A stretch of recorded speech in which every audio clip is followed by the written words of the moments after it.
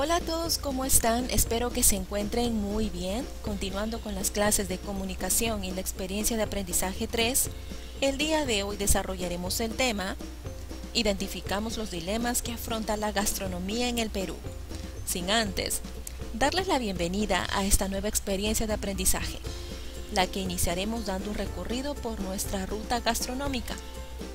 Esta actividad tiene como propósito reflexionar sobre algunos platos tradicionales de nuestro país y su estrecho vínculo con las clases sociales, la política, la educación y la economía de nuestra sociedad. A partir de esta lectura, contribuiremos a la identificación de la problemática de la gastronomía, lo que nos servirá para la construcción de nuestro boletín. Así que, empecemos. Número 1. Observamos y revisamos el texto. A continuación, previsualizaremos el texto que vamos a leer. Solo nos fijaremos en sus elementos paratextuales. Observemos atentamente el título: Posibilidades y dilemas de la cocina peruana. A partir de ello, ya sabemos qué tema se planteará en todo el texto. Todo el texto hablará sobre la cocina peruana.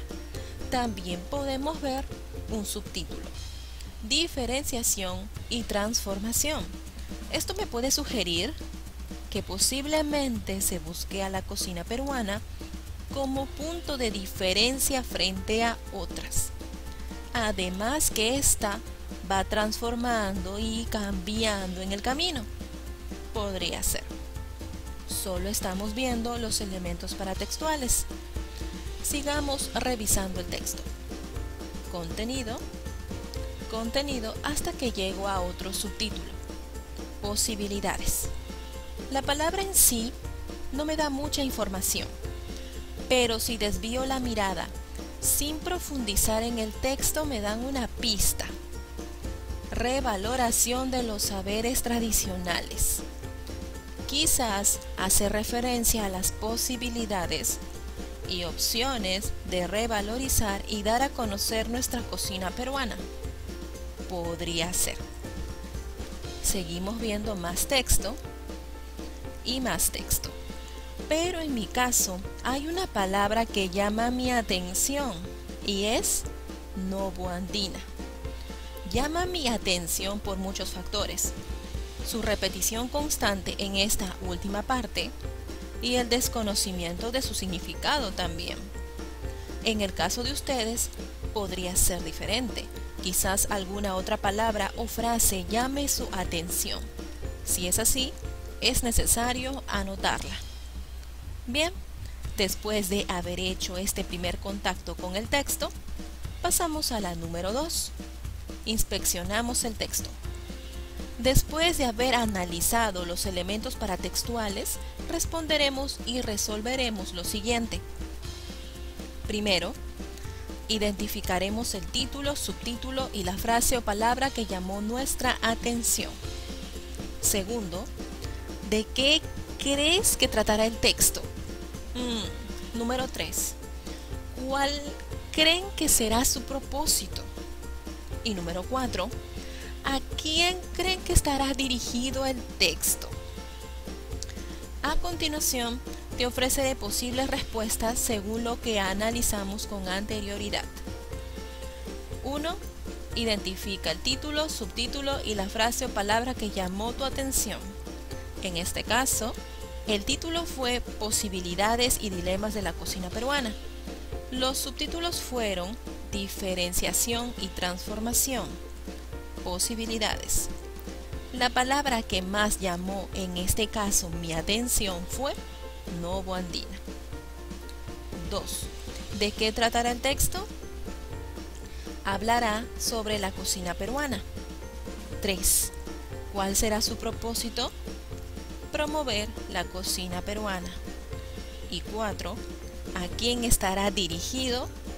Asumo que al público en general y a autoridades correspondientes. Son posibles respuestas. Pasemos a la número 3. Leemos el texto.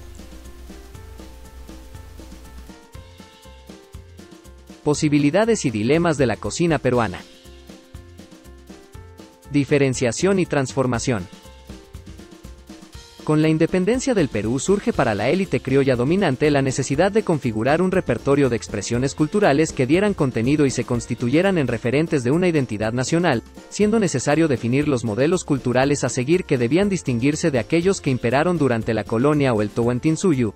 Durante el proceso de delimitación de una identidad nacional, la élite nacional mostró una especial preferencia por la cultura francesa, cuyas características se reproducían en muchos ámbitos de la vida cotidiana, por ejemplo, en la política, las artes e incluso la culinaria. La cocina como espacio de diferenciación funcionó para establecer la distinción entre la élite criolla dominante con influencia francesa y los pasados elementos españoles, y las características andinas y populares. De ese modo, durante este periodo inicial, platos como el ceviche no eran apreciados debido a que su sabor picante se oponía al gusto afrancesado de la época.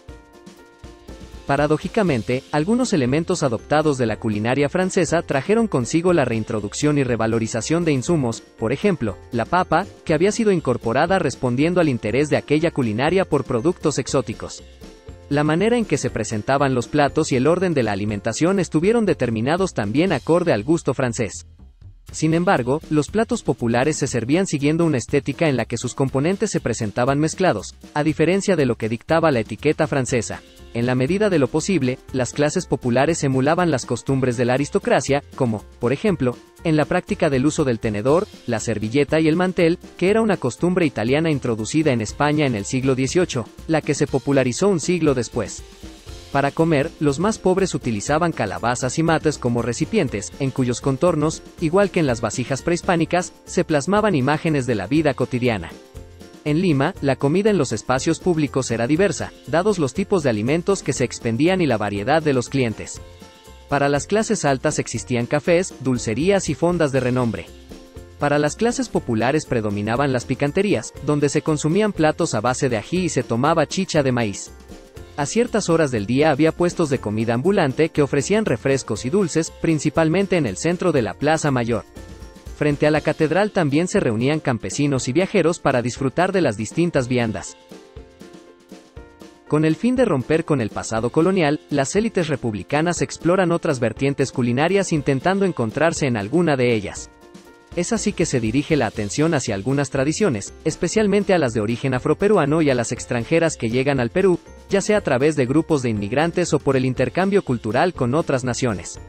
Es en este marco que distintos grupos de inmigrantes encuentran en la práctica culinaria una vía para integrarse a la sociedad nacional. Posibilidades. El contexto actual y el auge culinario abren posibilidades de revaloración de los saberes tradicionales vinculados a la cocina peruana, tanto para que sean visibilizados como para que sean rescatados y que los depositarios de dichos saberes sean reconocidos. Constituye un marco propicio para que los principios de gestión y valoración de la diversidad de las prácticas alimentarias peruanas pasen de ser estrategias de resistencia y de adaptación cultural a constituirse en propuestas de acción promovidas desde el Estado y desde iniciativas privadas. Es decir, desde el fomento de políticas públicas y proyectos empresariales que sepan gestionar de manera integral y coordinada los elementos derivados de la cocina peruana, como son los insumos, técnicas, saberes y usos sociales, de modo que se garantice el reconocimiento y la inclusión efectiva de sus distintos depositarios.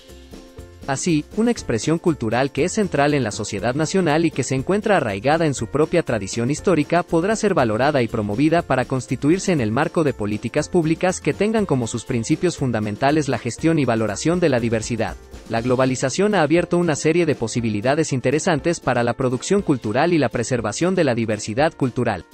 Al mismo tiempo, estas nuevas condiciones presentan un conjunto de retos y paradojas, ya que la globalización también es responsable de que los diferentes países del mundo homogeneicen sus patrones de consumo, suplantando los productos tradicionales por los de una comercialización estandarizada. Estos efectos se ven reflejados en todas las expresiones de la vida cultural, incluida la culinaria. Debido a esto, los dilemas de la globalización necesitan ser considerados en aras de una política cultural dirigida a garantizar la preservación de la diversidad cultural. Una política cultural inclusiva y participativa debe prestar atención a las manifestaciones culturales que no tengan capacidad de adaptarse a las dinámicas de producción cultural mediática y de mercado, pero que constituyen importantes referentes de identidad, experiencia vivida, memoria, y fuente de goce colectivo y estético. Sin estas consideraciones, no solo podrían perderse valiosas expresiones de la capacidad creativa de la humanidad, sino algo aún más importante, repertorios a través de los cuales los depositarios de tales manifestaciones se reproducen como colectividad. El marco del auge por el que pasa actualmente la culinaria peruana contribuye, como se ha dicho, a la resignificación, reconocimiento e inclusión de tradiciones culinarias que históricamente se han encontrado en una situación marginal. Sin embargo, hay que anotar que esta propuesta culinaria configura un conjunto de recetas, usos y consumos que corresponden a un ámbito cultural propio, que es el de una cultura globalizada y desterritorializada. Los platos que se sirven en restaurantes de cocina de autor, como la denominada novoandina, así como en aquellos que ofrecen recetas tradicionales de la cocina peruana, son consumidos por grupos nacionales y extranjeros que pertenecen a una élite global y cosmopolita, y que los consumen como una forma de esparcimiento y enriquecimiento personal. En la discusión sobre las propuestas que se enmarcan en el auge de la cocina peruana, se puede afirmar que el consumo de la vertiente de la cocina tradicional y novoandina contribuye al reconocimiento de un conjunto de platos e insumos nativos y de arraigo regional, pero no necesariamente de la cultura culinaria que los creó y les da sustento, ni de las poblaciones que los han producido y consumido tradicionalmente. La paradoja radica en que las propuestas culinarias que emergen en el contexto de este auge se definen como reivindicativas de lo andino y de lo amazónico, pero lo hacen desde los estándares de una estética global. Podemos poner como ejemplo la hierba aromática llamada huacatay, Epazote Chenopodium ambrosioides, que desde tiempos prehispánicos ha sido insumo principal adoptado por la cocina novoandina para los mismos fines, pero produciendo platos que no son identificables con la cultura andina, ni con sus saberes culinarios o prácticas sociales en torno a su uso o cosecha. En otras palabras, la revaloración es del insumo y no de sus usos sociales y rituales, ni las de las prácticas de gestión de biodiversidad o formas de reciprocidad que involucra, y mucho menos se reivindica a los depositarios de las mismas. Una vez culminada la lectura, pasaremos a la número 4. Comprendemos el texto. Para ello, resolveremos las siguientes actividades. Primera pregunta. ¿Cómo se evidenciaba la discriminación social y política alrededor de la gastronomía peruana? Segunda pregunta. ¿Qué efectos tiene la globalización sobre las costumbres de cada país? A continuación presentaré una posible resolución basada en el texto leído. Primera pregunta. ¿Cómo se evidenciaba la discriminación social y política alrededor de la gastronomía peruana? Respuesta. La élite peruana de aquella época mostraba preferencia por la cultura francesa. Por ejemplo, platos como el ceviche no eran apreciados debido a que su sabor picante se oponía al gusto afrancesado de la época. Asimismo, se establecieron claras diferencias entre la influencia francesa y las características andinas y populares. Segunda pregunta. ¿Qué efectos tiene la globalización sobre las costumbres de cada país? Respuesta. La globalización es responsable de que los diferentes países del mundo homogeneicen sus patrones de consumo, suplantando los productos tradicionales por los de una comercialización estandarizada. Siguiente. Integra la información. Veamos. Teniendo en cuenta los criterios de causalidad e inclusión, organiza secuencialmente los siguientes temas que se abordan en el texto: globalización, dilema, gastronomía e identidad. Lo que haremos es ordenar las palabras planteadas según la relación que tengan, tanto de causalidad, causa y efecto, y de inclusión, qué término puede incluir al otro. En base a ello, veamos el orden al cual podemos llegar. Primero está la globalización. A causa de la globalización, causalidad, a causa de ella se dan estos dilemas que tienen que ver con la identidad de la gastronomía peruana. Ahora, sabemos según el texto que la gastronomía surgió como una forma de identidad de nuestra cultura. Por ende, la gastronomía está incluida, está dentro de identidad, de la gama de posibilidades que se nos ofrece para generar una identidad cultural. Esta relación entre palabras está basada en lo leído en el texto. Ahora, ¿cómo relacionaron ustedes estas 4 palabras? Compartámoslo en clase. Interpretamos. Para las clases altas, Existían cafés, dulcerías y fondas de renombre. Para las clases populares predominaban las picanterías donde se consumía platos a base de ají y se tomaba chicha de maíz. Explica con qué ámbito de nuestra realidad, político, social, económico, etc., se relaciona esta expresión. ¿Cuál sería tu respuesta? He aquí un ejemplo. La expresión se relaciona con nuestra realidad en el ámbito social y económico, ya que actualmente perduran diferencias entre las vivencias de las clases altas y los sectores populares. A partir de lo leído, que evidencia la relación de la gastronomía y los procesos históricos de nuestro país, explica cuál es el propósito del texto. ¿Cuál sería tu respuesta? He aquí un ejemplo.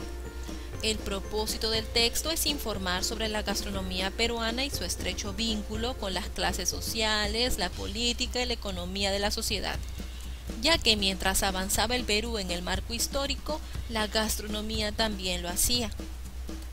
Número 5. Reflexionamos y evaluamos lo leído. Explica qué dilema cultural, ético, histórico afronta la gastronomía con respecto a la globalización. El texto presenta dos subtítulos. Explica la relación entre la información que contienen y el propósito del autor. Determina y subraya qué recursos lingüísticos se evidencian en el texto y luego evalúa y opina si fueron adecuados en relación con el propósito. Si hay ejemplos de definición, ejemplificación, adjetivación, contraste o comparación. Aquí te presento posibles respuestas. Explica qué dilema, cultura, ético, histórico afronta la gastronomía con respecto a la globalización. La globalización ha abierto una serie de posibilidades para la producción y preservación cultural. Al mismo tiempo, también es responsable de que los diferentes países del mundo homogenicen sus patrones de consumo, suplantando los productos tradicionales por otros. El texto presenta dos subtítulos. Explica la relación entre la información que contienen y el propósito del autor. Los dos subtítulos, diferenciación y transformación, y posibilidades, tienen en común la gastronomía peruana, su evolución histórica y cómo ayudar a preservarla. Determina y subraya qué recursos lingüísticos se evidencian en el texto y luego evalúa y opina si fueron adecuados en relación con el propósito. Definición, ejemplificación, adjetivación, contraste o comparación. ¿Qué enunciados vemos que correspondan a estos recursos lingüísticos mencionados? Veamos algunos ejemplos. Tenemos varias ejemplificaciones en el texto, pero la primera que aparece al iniciar mi lectura es: la cultura francesa, cuyas características se reproducían en muchos ámbitos de la vida, por ejemplo, en la política, las artes e incluso la culinaria, es muestra clara de una ejemplificación. Si seguimos buscando otro tipo de recurso lingüístico, nos encontraremos con: los platos populares se servían siguiendo una estética en la que sus componentes se presentaban mezclados, a diferencia de lo que dictaba la etiqueta francesa. Este es un claro ejemplo de contraste. Y así podríamos seguir buscando por todo el texto, pero esa es una tarea que se las dejaré a ustedes. Una vez culminadas nuestras actividades, terminaremos la sesión evaluando nuestros aprendizajes a través de la siguiente ficha, la cual contiene 5 criterios. Primer criterio: integré información explícita sobre un determinado tema cuando está en distintas partes del texto. Lo logré, estoy en proceso, ¿cómo sé que lo estoy logrando? Segundo criterio: interpreté el texto considerando información relevante del mismo. Lo logré, estoy en proceso, ¿cómo sé que lo estoy logrando? Tercer criterio: inferí el propósito del texto en relación con el contexto del autor. Lo logré, estoy en proceso, ¿cómo sé que lo estoy logrando? Cuarto criterio: Reflexioné sobre el contenido del texto, vinculándolo con su propósito y asumiendo una postura frente al mismo. Lo logré, estoy en proceso.